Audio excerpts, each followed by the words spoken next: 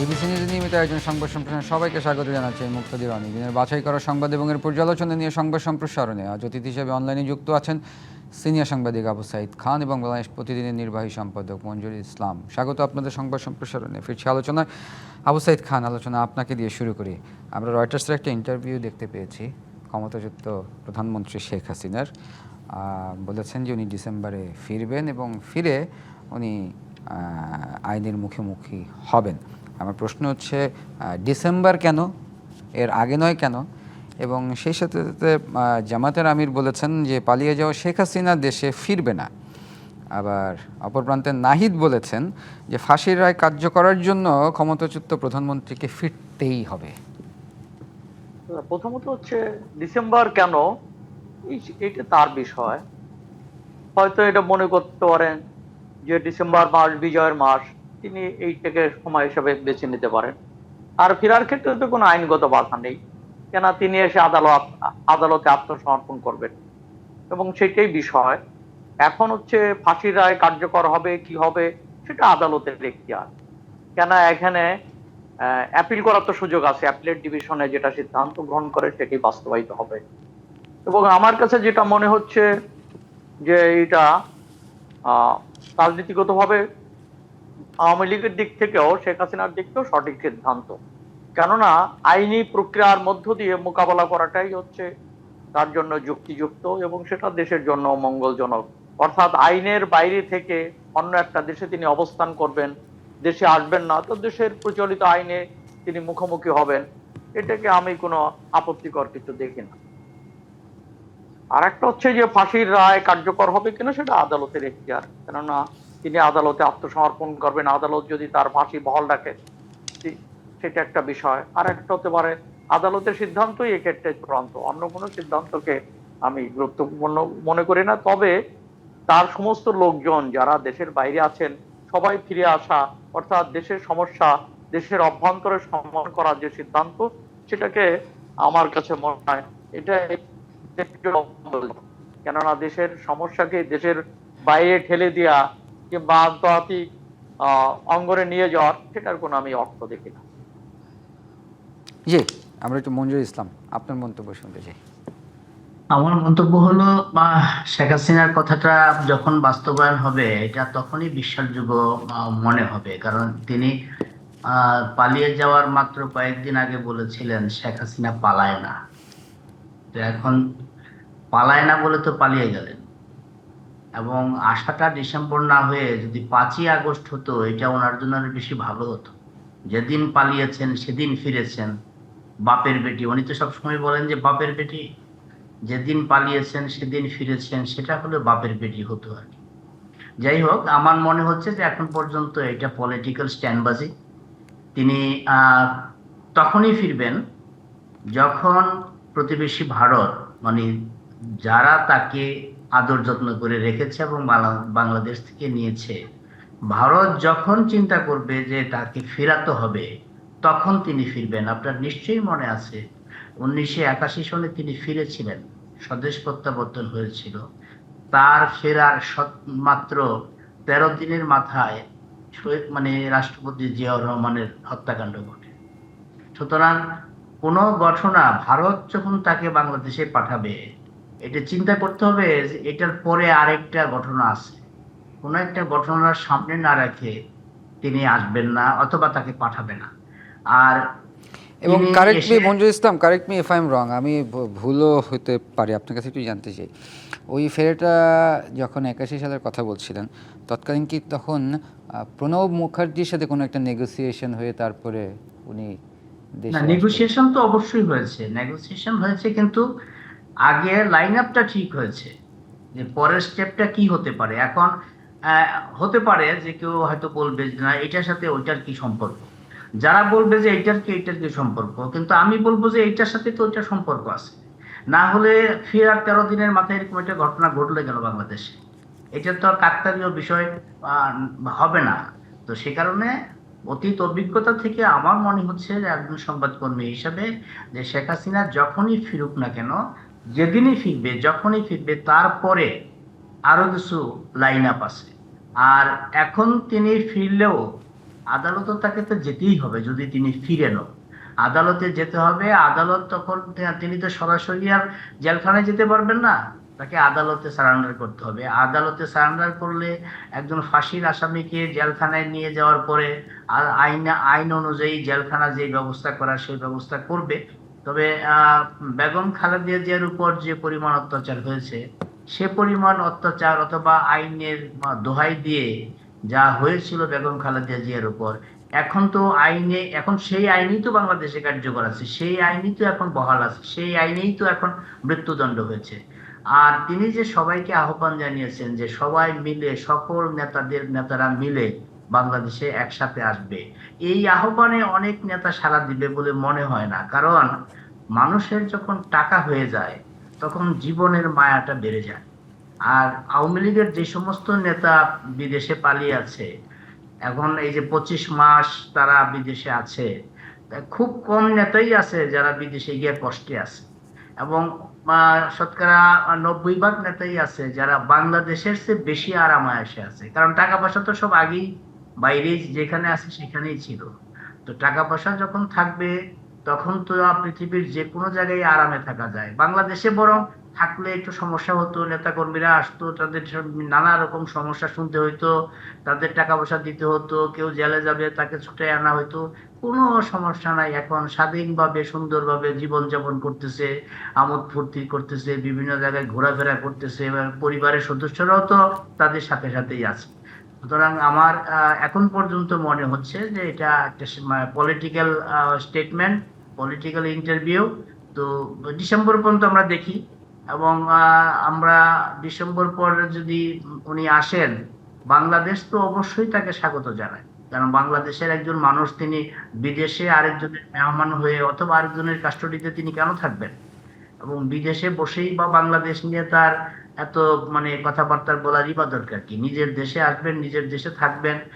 তো এটা স্বাগত জানাই একজন এই দেশের একজন সাধারণ নাগরিক হিসাবে। আমি আসলে পরে রাজনীতিটা হবে, আসলে পরে রাজনীতিটা হবে। আর এখানে আবার রাজনীতি হবে এই জন্য, এখন তো বিরোধী দল হলো যুদ্ধাপরাধী। তখন আওয়ামী লীগ যখন, শেখ হাসিনা যখন ফিরে আসবে, তখন শেখ হাসিনা না হয় জেলে গেল, কিন্তু তখন এই যে হাজার হাজার নেতা কর্মীরা কিন্তু বেড়ে আসবে। এই মাঝখানে দল নিষিদ্ধ হওয়ার পরেও, দলের কার্যক্রম নিষিদ্ধ হওয়ার পরেও শেখ হাসিনার বাইরে থাকলে মধ্যে মধ্যে মিছিল হয়। শেখ হাসিনা যখন দেশে আসবে, যদি জেলখানায়ও তিনি থাকেন, তখন কিন্তু মিছিল সারা দেশে কোথাও না কোথাও প্রতিদিনই হবে। প্রতিদিনই যখন মিছিল হবে, তখন এই যুদ্ধ অপরাধী আর হলো সরকার, এর মাঝখানে যে গ্যাপটা এতদিন ছিল, সেই গ্যাপটা পূরণ হয়ে যাবে। সেই গ্যাপটা এখনই পূরণ হওয়া দরকার অবশ্য। কারণ যুদ্ধ অপরাধীরা এর মধ্যেই যে সমস্ত আচার আচরণ করছে, মনে হচ্ছে যে এই যে কয়েকদিন আগে জামাতের আমির বলে ফেলেছেন যে তাদেরকে ষড়যন্ত্রমূলকভাবে নির্বাচনে হারিয়ে দেওয়া হচ্ছে। এটা বাংলাদেশের মানুষ সাংঘাতিক অপরাধ করেছে। এই অপরাধের জন্য বাংলাদেশের এই 20 কোটি মানুষের ফাঁসি হওয়া দরকার। যে এরকম একটা ষড়যন্ত্র করে এরকম একটা দেশপ্রেমিক দলকে হারিয়ে দিয়েছে, এটা সাংঘাতিক রকম অপরাধ। এই 20 কোটি মানুষের একদম এক দড়িতে ফাঁসি হওয়া উচিত। কারণ এরকম দেশপ্রেমিক একটা দল, যারা দেশের স্বাধীনতার জন্য এত ত্যাগ করেছে, তাদেরকে বাংলাদেশের মানুষ ষড়যন্ত্র করে নির্বাচনে হারিয়ে দিল। এটা তো লজ্জার ব্যাপার আমাদের জন্য। এবং ষড়যন্ত্র কোনো এভিডেন্স তো এখনো পর্যন্ত দিতে পারলেন না। এখন এভিডেন্স তো বলার জন্য ধরো এভিডেন্স লাগে না, রাজনৈতিক বক্তব্যের জন্য তো এভিডেন্স লাগে না। যেমন গত এপ্রিলে পার্লামেন্টে জামাতের একজন সদস্য শাহজাহান চৌধুরী, তিনি বলেছেন যে 70-এর নির্বাচনে আওয়ামী লীগ যখন জয়লাভ করেছে, আওয়ামী লীগ নেতা শেখ মুজিবুর রহমান, তখন নাকি গোলাম আজম সাহেব আওয়ামী লীগের কাছে অথবা শেখ মুজিবের কাছে ক্ষমতা হস্তান্তর করার জন্য দাবি জানিয়েছে। এটা গত এপ্রিল মাসের পার্লামেন্টের বক্তৃতা। তো এগুলো তো এখন আমাদের শুনতে হচ্ছে। এখন 70-এর নির্বাচনে শেখ মুজিবের হাতে ক্ষমতা দেওয়ার জন্য বলছেন, আবার 71-এর মুক্তিযুদ্ধের বিরুদ্ধে অস্ত্র ধরেছেন। তো একটা সাংঘাতিক বিষয় না? আমরা দেখি কি হয়। রাজনীতিতে শেষ কথা বলে কিছু নাই। যে আমরা একটু আবু সাইদ খান আপনার কাছে, যে আপনি একজন বীর মুক্তিযোদ্ধা আবু সাইদ খান, যেটা যুদ্ধাপরাধ নিয়ে কথা বলছিলেন মঞ্জুরুল ইসলাম, এই যে ডাবল স্ট্যান্ডার্ড অ্যাটিটিউড সে তো রয়েছে। এই যে এটা তো আর নতুন করে বলার কিছু নেই যে ৭১-এ মুক্তিযুদ্ধে জামাতের অবস্থান কি ছিল। জামাত পাকিস্তানের সাথে হাত মিলিয়েছিল এবং এখানে যে প্রো পাকিস্তানের মন্ত্রিসভা ছিল সেই মন্ত্রিসভায় জামাতের একাধিক ব্যক্তি তারা মন্ত্রী হয়েছিলেন। এবং তারপরে সবচেয়ে আলোচিত ঘটনা হচ্ছে যে আলবদর বাহিনী, যেটা সরাসরি জামাতের কমান্ডে ছিল, এবং আলবদর বাহিনী মুক্তিযুদ্ধের সময়ে এবং মুক্তিযুদ্ধের শেষ লগ্নে তারা বুদ্ধিজীবী হত্যার জন্য তারা দায়ী। এ বিষয়ে তো অনেক দালিলিক প্রমাণ রয়েছে। অতএব সেই জায়গাটা তো আছেই। আর একটা হচ্ছে, এবার আমি আসি বরং যেটা হলো যে শেখ হাসিনা ফিরবেন, আমার কাছে মনে হয় যে ফিরতেও পারেন কিনা সেটা তার নিশ্চয় সিদ্ধান্ত। তবে শেখ হাসিনা ফিরে আসলেও আওয়ামী লীগের অনেকেই ফিরে আসবেন না, বিশেষ করে যারা বাইরের সম্পদ পাচার করেছে কিংবা সেই সমস্ত ব্যবসায়ী এবং আওয়ামী লীগের নেতারা যারা বাইরে সেটেলড হয়েছে, ছেলে মেয়েদেরকে আগেই পাঠিয়ে দিয়েছিলেন, তারা হয়তো ফিরবেন না। হয়তো অনুগত এক অংশ ফিরে আসতেও পারে, আমি জানি না। তবে দেশের রাজনীতিটা যেটা হচ্ছে যে এখন বিদেশে অবস্থান করার মধ্য দিয়ে যেখানে তৃতীয় শক্তির ইনভলভমেন্টের সুযোগ রয়েছে, শেখ হাসিনা সরাসরি দেশে যদি ফিরে আসেন তবে সেটা দেশের জন্য ইতিবাচক ভাবে আমি দেখি, সেটা দেশের জন্য মঙ্গলজনক বলে আমার মনে হয়। জি, আমাদের একটা বিরতির সময় হয়েছে। প্রিয় দর্শক, সংবাদ সম্প্রসারণের একটি বিরতির সময় হয়েছে, সঙ্গেই থাকুন। বিরতির পর আবারও স্বাগত। সংবাদ সম্প্রসারণ আমাদের সাথে অনলাইনে যুক্ত আছেন আবু সাইদ খান এবং মঞ্জুরুল ইসলাম। ফিরছে আলোচনায়। মঞ্জুরুল ইসলাম, এই সাংগঠনিক স্থবিরতা ও তৃণমূলের সঙ্গে সমন্বয়ের ঘাটতিতে ঢিমে তালে বিএনপি, সরকারের বদনাম যাতে না হয় নেতাকর্মীদের এমন কর্মকাণ্ড করতে দেওয়া হবে না, মানে এই কথাগুলি কি আসলে রেটরিক অর্থেই? এটা আসলে এত বড় একটা দল আর বিএনপির মধ্যে এখন আরেকটা সমস্যা দেখা দিয়েছে, সেটা হলো এই যে 17 বছরের পালিয়ে থাকা, বাড়িঘর ছেড়ে থাকা, জেল খাটা, নানা রকম অত্যাচার সহ্য করার যে একটা অংশ আছে, আরেকটা অংশ গত 4 মাসে হঠাৎ করে বিএনপি হয়ে গেছে। এবং এমন এমন লোকজন আমি ব্যক্তিগতভাবে জানি যে 2-1 জন আছে যারা বিশ্ববিদ্যালয়ে যখন ছাত্র ছিল তখন ছাত্র শিবির করতো এবং ছাত্র শিবির করার কারণে মাইর খেয়েছে, মাইর খেয়ে তারপরে পরবর্তীতে এখন বিএনপির বড় নেতা হয়ে গেছে, বিএনপির এখন থিঙ্ক ট্যাঙ্ক হয়ে গেছে। এবং কে জামাত, কে শিবির, কে এরকম তারা এখন বিএনপির মধ্যে এরকম ট্যাগ লাগাচ্ছে। বিএনপির যারা ত্যাগী নেতা, যারা বিভিন্ন পেশাজীবীর সাথে সংগঠনের সাথে জড়িত আছে, তাদেরকে এরকম ট্যাগ লাগাচ্ছে। তো বিএনপির তৃণমূল সমস্যা না, বিএনপির এখন সমস্যা হচ্ছে হাইব্রিড নেতারা, যারা এখন সুযোগ সুবিধা এবং হালুয়া রুটি এখন ভাগ যারা নিচ্ছে, তাদেরকে নিয়ে হলো বিএনপির এখন সমস্যা। তৃণমূলের যারা নেতা কর্মী, যারা এত বছর এত অত্যাচার সহ্য করেছে, তারা কিছু না পেলেও ধানের শীষ, জিয়াউর রহমান, খালেদা জিয়া, তারেক রহমানকে ভালোবেসে আরো অত্যাচার সহ্য করতে, আরো না পাওয়া, আরো নিগৃহীত হওয়ার মেনে নিবে। এবং সেই ধৈর্য তাদের আছে, কারণ তারা ভালোবাসে, কিছু পাওয়ার জন্য ভালোবাসে, তারা কিছু হতে চায় না, তারা দলটাকে ভালোবাসে, ধানের শীষকে ভালোবাসে, জিয়াউর রহমানকে ভালোবাসে, আদর্শকে ভালোবাসে। আর যারা হাইব্রিড, তারা এখান থেকে হালুয়া রুটি, তারা বিদেশে, কেউ বিদেশে ছিল, আবার হালুয়া রুটি এখান থেকে নিয়ে আবার বিদেশে চলে যাবে, তাদের তো কোনো সমস্যা নাই। এই হাইব্রিডরা বিএনপির এখন বড় সমস্যা হয়ে দাঁড়াবে। বিশেষ করে যেটা আমি একদিন আগেও বলেছি যে আগামী সেপ্টেম্বর অক্টোবর থেকে শুরু হবে স্থানীয় সরকার নির্বাচন। এই স্থানীয় সরকার নির্বাচনে হাইব্রিডের অত্যাচারে যারা ত্যাগী তারা নমিনেশনও পাবে না, যদিও দলের নমিনেশন, এবার দলের মার্কায় নমিনেশন হবে না, কিন্তু দলের পক্ষ থেকে তো প্রার্থী দেওয়া হবে, অঘোষিত ভাবে হলো বলা হবে যে এটা দলের প্রার্থী, আপনারা তাকে ভোট দিবেন, যদিও মার্কা থাকবে না। কিন্তু এই হাইব্রিডরা তৃণমূলকে একদম শেষ করে দিবে, যেটার খেসারত বিএনপিকে দিতে হবে।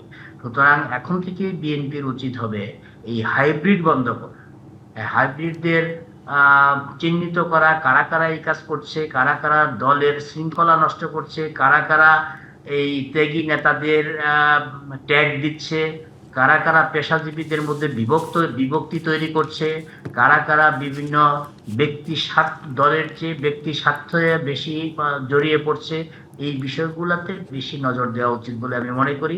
তা না হলে এত বড় দল, এখন মাননীয় প্রধানমন্ত্রী নিজে খুব সিম্পল জীবনযাপন করেন, সাংগঠনিকভাবে উনি অনেক বেশি খোঁজখবর রাখার চেষ্টা করেন, কিন্তু একজন মানুষের পক্ষে তো এই দলের শৃঙ্খলা রক্ষা করা সম্ভব না। যদি প্রত্যেকটা নেতা কর্মী যার যার অবস্থান থেকে দলের আদর্শে বিশ্বাস না করে, আদর্শের শৃঙ্খলা রক্ষা না করে, ব্যক্তি স্বার্থের ঊর্ধ্বে দলের স্বার্থে প্রধানমন্ত্রীর যে স্লোগান যে সবার আগে বাংলাদেশ, সবার আগে বাংলাদেশের বিষয়টা যতক্ষণ পর্যন্ত প্রত্যেকটা নেতা কর্মী মনে প্রাণে ধারণ না করবে, ততক্ষণ পর্যন্ত সবার আগে বাংলাদেশ হবে না। এবং সবার আগে বাংলাদেশ হওয়ার জন্য প্রথম যে বাধা, সেই বাধাটা হলো হাইব্রিড। এই হাইব্রিড বন্ধ না করলে এই বাধা দূর হবে না। অনেক জি, আবু সাইদ খান। রাজনীতি তো, রাজনীতির যে সংস্কৃতি সেটা তো রয়ে গেছে, পুরনো সংস্কৃতি। এবং বিএনপিতে যারা নবাগত নতুন জয়েন করে এগুলো করছে, কথাটা একেবারে তো এটা ঠিক না। কেন, বিএনপির পুরনো কর্মীরাও নিচের দিকে তৃণমূলের বহু কর্মীরাই পথ হারিয়েছে, তারা চাঁদাবাজি এবং ইত্যাদির সঙ্গে যুক্ত হয়েছে, এবং নির্বাচনের আগেও 8 থেকে 10,000 কর্মীকে নেতৃত্ব বহিষ্কার করেছিল। তারা ফিরে এসেছে কিনা জানি না, তবে এই ট্রেন্ডটা রয়ে গেছে। এমনকি অনেক জায়গায় পত্রপত্রিকাও খবর এসছে, সোশ্যাল মিডিয়াতেও দেখা যায়, কিংবা যে চাঁদাবাজিটা, তারা তৃণমূলে এক ধরনের চাঁদাবাজি রয়েছে এবং বিএনপির নামেই সেই চাঁদাবাজিগুলো হচ্ছে। তো সেইটাকে দমন করার জন্য কেন্দ্রীয় নেতৃত্ব বিভিন্ন সময় হুঁশিয়ারি করেছেন। আমার কাছে মনে হয় যে এই ব্যাপারে আরো স্ট্রিক্ট হওয়া উচিত, তাদের কেবল বহিষ্কার নয়, আইনের আওতায়ও নিয়ে আসা উচিত। এবং এই ক্ষেত্রে আইন শৃঙ্খলা রক্ষা বাহিনী, ধরুন যে বিএনপি তাকে বহিষ্কার করলো, কিন্তু বিচার তো আর বিএনপি করতে পারবে না, বিচারের দায়িত্ব তো আইন শৃঙ্খলা রক্ষা বাহিনীকেই নিতে হবে। সেই ব্যাপারে কার্যকর উদ্যোগ গ্রহণ করা দরকার। আর একটা হচ্ছে যে কেবলমাত্র সমস্ত অভিযোগ কিংবা সমস্ত দোষ যদি হাইব্রিডদের ঘাড়ে চাপানো হয়, তাহলে কিন্তু আসল সমস্যা থেকে দূরে চলে যেতে হবে। অতএব হ্যাঁ, হাইব্রিড এসছে, যারা ক্ষমতা আসে তাদের ছাতার নিচে সবাই এসে যুক্ত হয়, এ কথাও ঠিক। আবার দলের ভিতরে যে পুরনো যে সংস্কৃতি, অর্থাৎ রাজনীতি করার মধ্য দিয়ে কিছু পাওয়ার যে সংস্কৃতি, সেটাও কিন্তু রয়ে গেছে। সেখান থেকেও দলকে পিউরিফাই করার দরকার এবং নতুন করে সাজানো উচিত। অতএব কেন্দ্রীয়ভাবে নেতৃত্ব যে কথা বলছেন কিংবা তারেক রহমান যে ঘোষণা করছেন, তার প্রতিফলন তৃণমূল পর্যন্ত হওয়া উচিত, এবং সেটা হওয়ার মধ্য দিয়েই এখানে রাজনীতিতে গুণগত পরিবর্তন আসতে পারে। আর আমাদের রাজনীতির একটা ট্রেন্ড রয়ে গেছে, শুধু বিএনপি না, সব দলেই, মানে নেতৃত্ব মানে রাজনীতি করা মানে হচ্ছে কিছু পাওয়ার বিষয়, এবং রাজনীতি করার মধ্য দিয়ে তাদের চেহারার পরিবর্তন হয়, তাদের জীবনযাত্রা, মান সবকিছুই পরিবর্তন হয়। রাজনীতি এক ধরনের ব্যবসায় পরিণত হয়েছে। এই সংস্কৃতির থেকে বেরিয়ে আসতে হবে, এবং এই বেরিয়ে আসার মধ্য দিয়েই দেশের ভবিষ্যৎ এবং রাজনীতির ভবিষ্যৎ নির্ভর করে। অতএব পুরনো ধারা, যেটা আমরা আওয়ামী লীগ আমলে দেখেছি, সেটা আমরা নিঃসন্দেহে বিএনপির আমলে কিংবা বর্তমান শাসন আমলে আমরা একটু দেখতে চাই না। এই সংস্কৃতির অবশ্যই পরিবর্তন হওয়া দরকার, জাতি এবং জনগণ সেটি আশা করে। জি, আমাদের শেষ করতে হচ্ছে। ধন্যবাদ আবু সাইদ খান, ধন্যবাদ মঞ্জুর ইসলাম। প্রিয় দর্শক, এই ছিল সংবাদ সম্প্রসারণে। ডিবিসির সঙ্গেই থাকুন।